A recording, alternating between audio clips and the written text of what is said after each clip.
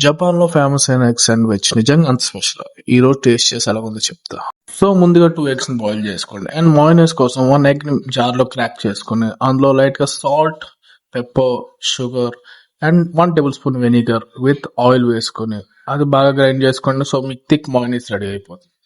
So next మనం sandwich కోసం boiled eggs ని లోపల ఎగ్ ని బయటకు తీసేసి అవి ఒక బౌల్లో వేసుకొని సో మనం ముందుగా చేసుకున్న మయోనైస్ 1 టేబుల్ స్పూన్ వేసుకొని అందులో లైట్ గా salt, sugar and black pepper with splash of milk ఒక 2 టేబుల్ స్పూన్ మిల్క్ వేసుకుని దాన్ని నీట్ గా పేస్ట్ కింద చేసుకోండి.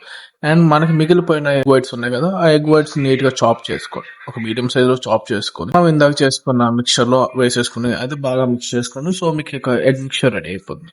సో ఒక 2 మిల్క్ బ్రెడ్స్ తీసుకొని అందులో ఈ ఎగ్ మిక్చర్ మొత్తం వేసుకొని నీట్ గా స్ప్రెడింగ్ చేసుకొని అవి సైడ్ ఎడ్జెస్ మొత్తం నీట్ గా కట్ చేసుకొని సో అవి 4 పీసెస్ కింద కట్ చేసుకుంటే మన egg sandwich ready.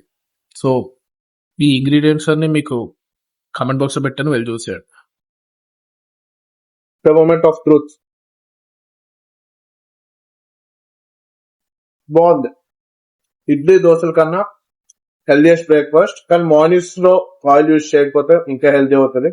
Home made లో లైక్ బాయిల్డ్ ఎగ్స్ చేసుకుని తప్పకుండా హెల్తీ బ్రేక్ఫాస్ట్. మీకు హెల్త్ సెట్ అయితే ట్రై చేసి చెప్పారు.